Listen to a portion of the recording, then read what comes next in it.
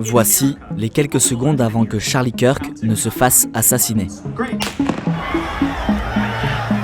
Bonjour ou bonsoir selon l'heure à laquelle vous regardez cette vidéo. Aujourd'hui, nous allons parler d'un événement qui secourt les États-Unis d'Amérique, mais aussi le monde entier. La mort soudaine de Charlie Kirk.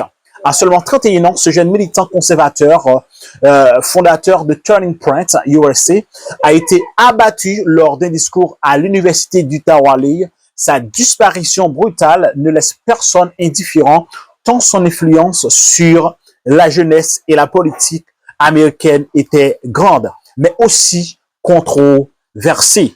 Alors, qui était Charlie Kirk?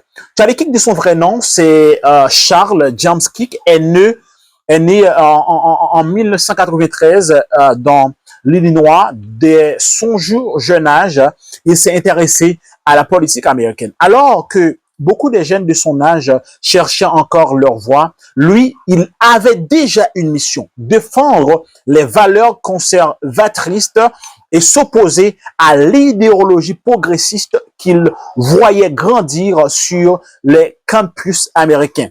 À seulement 18 ans, il cofonde Turning Point USA, une organisation destinée à promouvoir les idées conservatrices dans les universités. Très vite, il devient une figure montante du mouvement conservateur, invité dans les grands médias, suivi par des millions de personnes sur les réseaux sociaux. Un influenceur politique controversé. Mais Charlie Kirk n'était pas seulement un militant, il était une voix qui polarisait.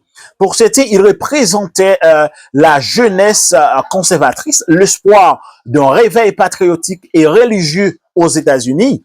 Par d'autres, il incarnait l'extrême polarisation, parfois accusé de propager la désinformation, de soutenir des théories du complot et d'alimenter la division politique.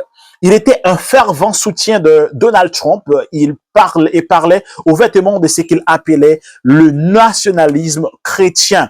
Ses positions fermes contre l'avortement, l'immigration illégale et encore certaines politiques progressistes lui ont attiré autant d'admirateurs passionnés que de détracteurs farouches.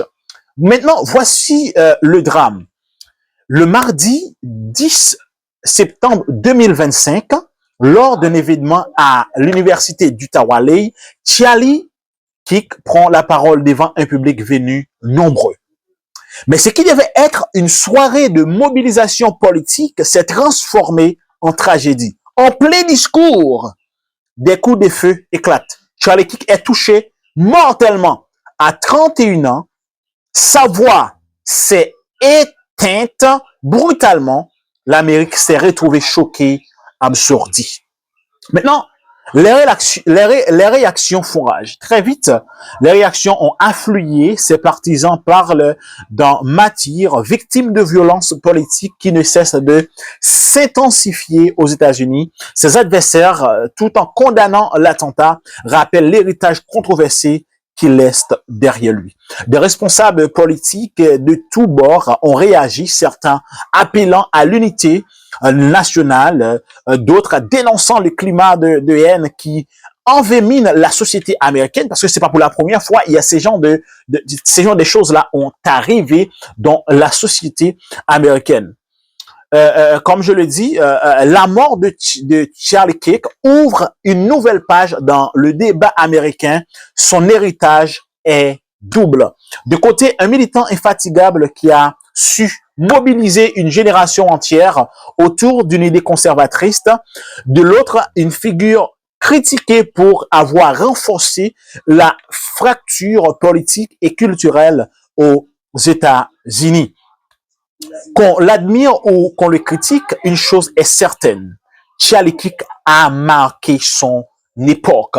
Et sa disparition tragique rappelle une fois, comme je peux le dire, des plus que les mots, les idées et les combats politiques peuvent avoir des conséquences bien au-delà des discours. Mais qu'est-ce que nous pourrons dire en conclusion. Qu'est-ce que nous pourrons dire en conclusion?